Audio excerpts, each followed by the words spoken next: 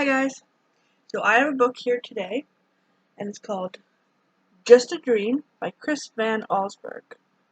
And he's the same guy that wrote Jumanji and Zathura, and lots of other books. So here's the first page.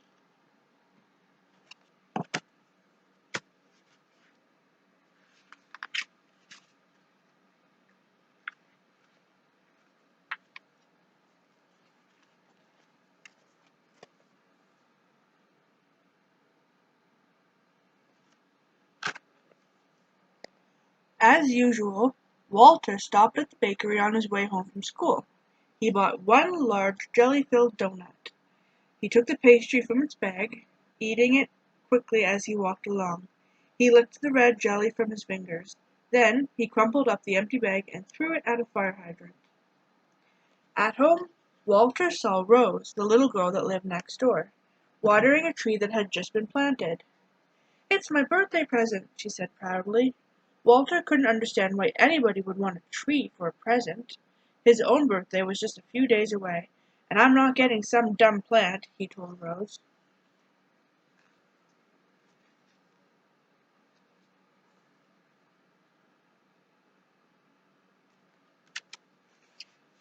After dinner, Walter took out the trash. 3 cans stood next to the garage. One was for bottles, one was for cans, and one was for everything else. As usual, Walter dumped everything into one can. He was too busy to sort through garbage, especially when there was something good on television. The show that Walter was so eager to watch was about a boy who lived in the future. The boy flew around in a tiny airplane that he parked on the roof of his house. He had a robot and a small machine that could make any kind of food with just the push of a button.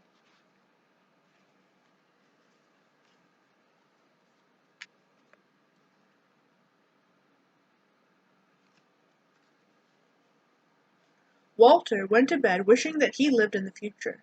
He couldn't wait to have his own tiny plane, a robot to take out the trash, and a machine that could make jelly donuts by the thousands. When he fell asleep, his wish came true. That night, Walter's bed traveled to the future.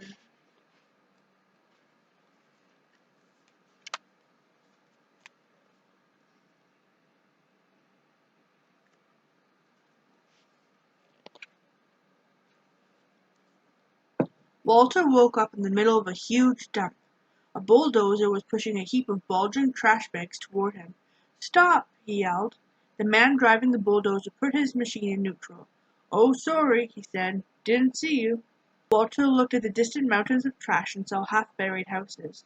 "Do people live here?" he asked. "Not anymore," answered the man. A few feet away from the bed was a rusty old street sign that read Floral Avenue. "Oh, no!" gasped Walter. He lived on Floral Avenue. The driver revved up his bulldozer. "Well," he shouted, "back to work." Walter pulled the covers over his head. "This can't be the future," he thought. "I'm sure it's just a dream." He went back to sleep, but not for long.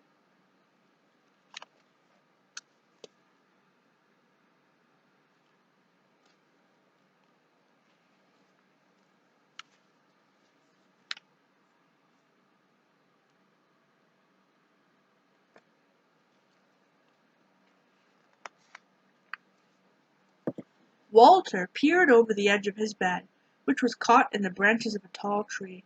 Down below he could see 2 men carrying a large saw. "Hello!" Walter yelled out. "Hello to you!" they shouted back. "You aren't going to cut down this tree, are you?" Walter asked. But the woodcutters didn't answer. They took off their jackets, rolled up their sleeves, and got to work. Back and forth they pushed the saw, slicing through the trunk of Walter's tree.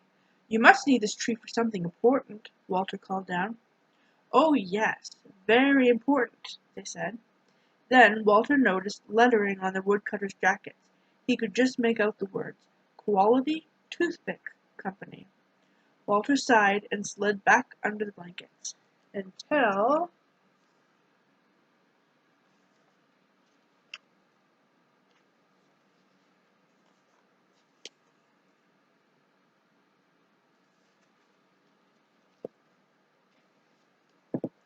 Walter couldn't stop coughing. His bed was balanced on the rim of a giant smokestack. The air was filled with smoke that burned his throat and made his eyes itch. All around him dozens of smokestacks belched thick clouds of hot, foul smoke. A workman climbed one of the stacks. "What is this place?" Walter called out. "This is the maximum strength medicine factory," the man answered. "Gosh," said Walter, looking at all the smoke. "What kind of medicine do they make here?" "Oh, wonderful medicine," the workman replied, "for burning throats and itchy eyes." Walter started coughing again. "I can get you some," the man offered. "No, thanks," said Walter. He buried his head in his pillow, and when his coughing stopped, he fell asleep. But then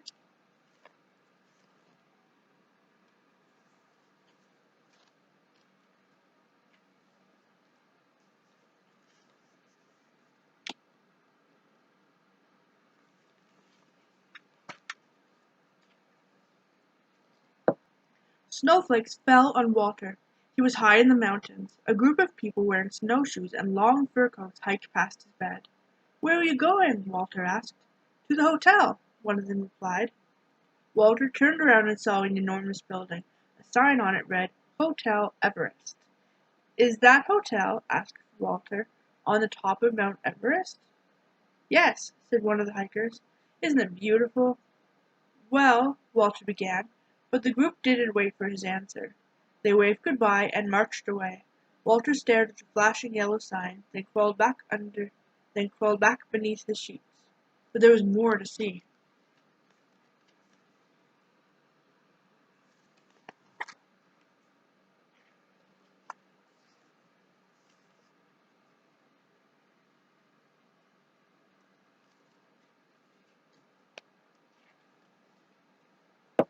Walter's hand was wet and cold. When he opened his eyes he found himself floating on the open sea, drifting towards a fishing boat. The men on the boat were laughing and dancing. "Ship ahoy!" Walter shouted. The fishermen waved to him. "What's the celebration for?" he asked. "We've just caught a fish," one of them yelled back. "Our second one this week." They held up their small fish for Walter to see. "Aren't you supposed to throw the little ones back?" Walter asked. But the fishermen didn't hear him. They were busy singing and dancing. Walter turned away. Soon the rocking of the boat put him to sleep, but only for a moment.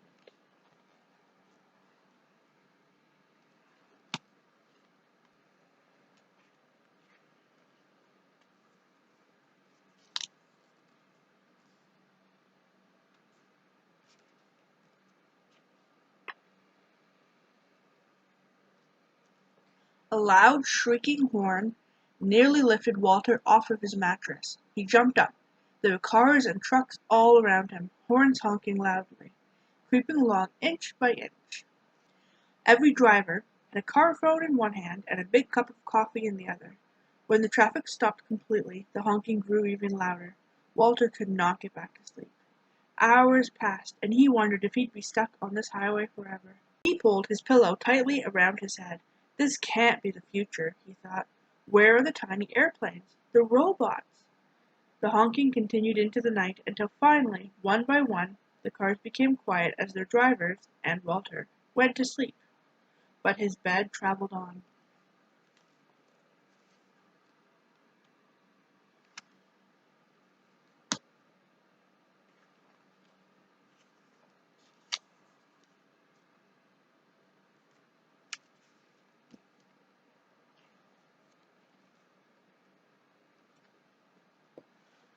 Walter looked up. A horse stood right over his bed, staring directly at him. In the saddle was a woman wearing cowboy clothes. "My horse likes you," she said. "Good," replied Walter, who wondered where he'd ended up this time. All he could see was a dull yellow haze. "Son," the woman told him, spreading her arms in front of her, "this is the mighty Grand Canyon." Walter stared into the foggy distance. "Of course," she went on, "with all this smog, nobody's gotten a good look at it for years." The woman offered to sell Walter some postcards that showed the canyon in the old days. "They're real pretty," she said, but he couldn't look. "It's just a dream," he told himself. "I know I'll wake up soon, back in my room." But he didn't.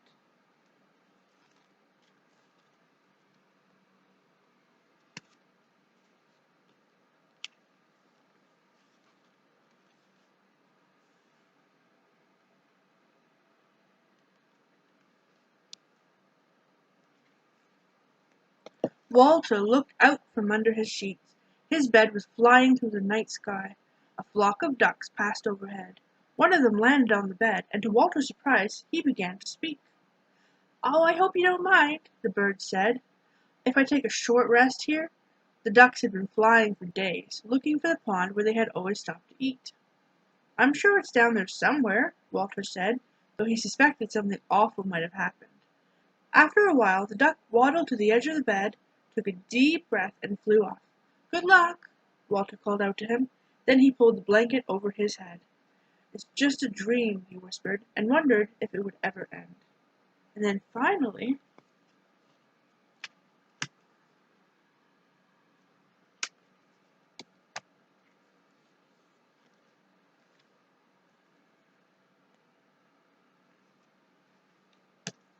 Walter's bed returned to the present.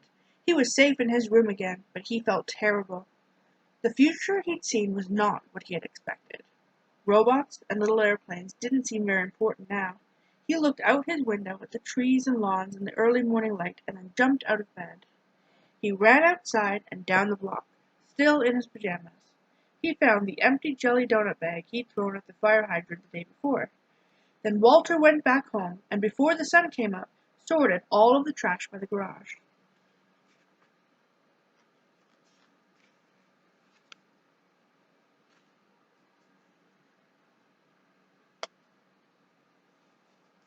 A few days later, on Walter's birthday, all of his friends came over for a cake and ice cream.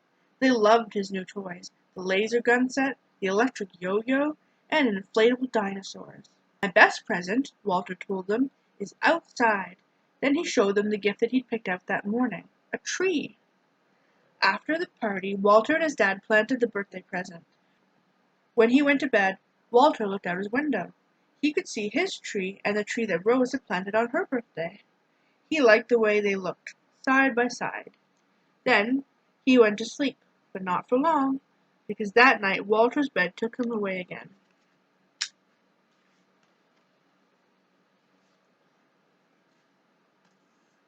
See, those are the two trees, years and years later.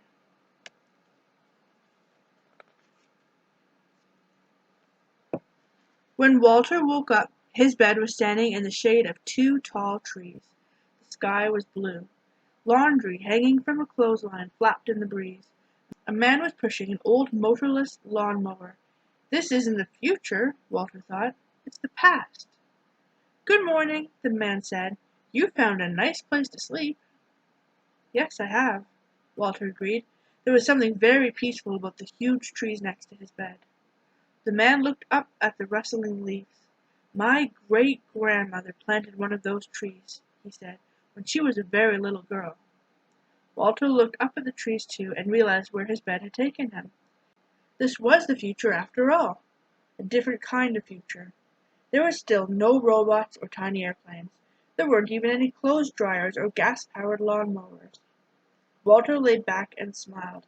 "I like it here," he told the man, then drifted off to sleep in the shade of the two giant trees, the trees that he and Rose had planted so many years ago.